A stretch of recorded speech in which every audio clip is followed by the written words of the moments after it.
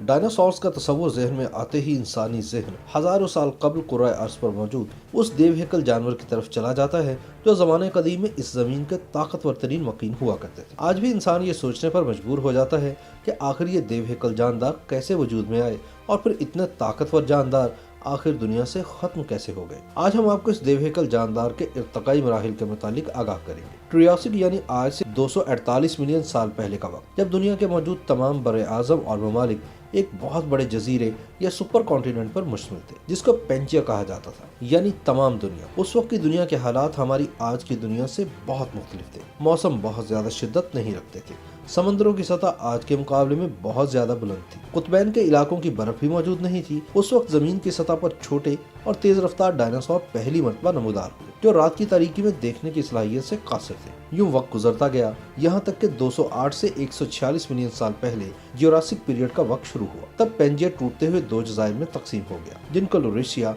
और गोंडवाना कहा जाता है। उस जमाने में मौसम पहले की तरह खुश्क और खुशगवार ही रहा, मगर मौसम में नमी की मिकदार बढ़ना शुरू हो गई। उस वक्त तक कुतबैन की बर्फ अभी नमूदार नहीं हुई थी और जमीन पर दो जजीरों के अलावा सिर्फ समंदरी हिस्से पर मुश्तमिल एक सैयारा ही दिखाई देती थी। उस दौर में डायनासोर की नस्लों ने खुद को मजीद बढ़ाना शुरू किया, जो साइज में बहुत ज्यादा बड़ी थी, जिन्होंने आने वाले कई मिलियन साल तक जमीन पर राज किया। इसी दौरान डायनासोर की एक ऐसी नस्ल ने भी जन्म लिया जिसे पीटियोसॉर्स कहा जाता है, जो हैरानकुन तौर पर जमीनी रेप्टाइल होने के बावजूद उड़ने की सलाहियत रखती थी। ये तकरीबन 35 सेंटीमीटर लंबी हुआ करती थी, जिसका खोज सबसे पहले जैन कोप ने 1834 में लगाया। डायनासोर की इस उड़ने वाली नस्ल की खुराक दूसरे जानदार मसलन मछली और दूसरे डिंगने वाले जानवर हुआ करते थे। अपने तेज तरीन दांतों, लंबी दुम और बड़ी जसामत की बदौलत इस नस्ल ने आसमान पर राज किया। साइंसदान अभी तक डायनासोर की रंगत का अंदाजा नहीं लगा सके। इनके मुताबिक जो डायनासोर जितना ज्यादा जहरीला होता था, उसकी रंगत भी उतनी ही ज्यादा चमकदार होती थी। डायनासोर की एक नस्ल समंदर में भी दरियाफ्त हुई,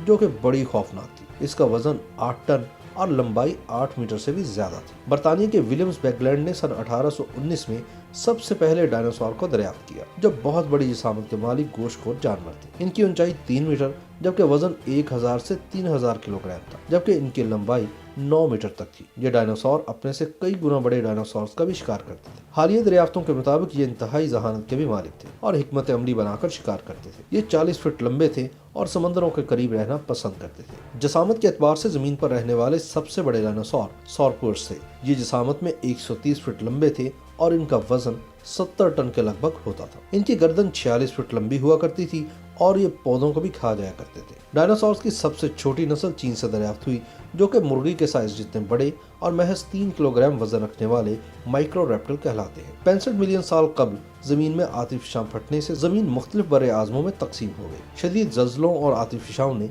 जमीन पर मौजूद डायनासोर्स को नीस्तो नाबूद कर दिया। इस तबाही के दौरान शार्क्स और मगरमच्छ समंदर की तह में मौजूद होने की वजह से अपना वजूद बचाने में कामयाब रहे। डायनासोर्स की तबाही और जमीन की तकसीम के हवाले से एक दूसरा नजरिया भी मौजूद है, जिसको कार्टियस थ्योरी का नाम दिया गया है। जिसके मुताबिक एक बड़ा शहाब साकिब जमीन की सतह से टकराया तो जमीन मुख्तलिफ बड़े आजमों में तकसीम हो गई। इसके साथ मुख्तलिफ आतिफशां भी फट पड़े और खौफनाक सुनामी ने जमीनी सतह पर मौजूद हर जानदार को सफाई हस्ती से मिटा दिया। यूं हजारों साल सतह जमीन पर राज करने वाली ये मखलूक मनो मिट्टी तले गर्क हो गई, जिसकी बाकियात मिलने का सिलसिला आज दिन तक भी जारी है। ताहम इंसानों ने यह जरूर किया कि मफकूद हो जाने वाले डायनासोर्स को फिल्मों की हद तक जिंदा कर लिया।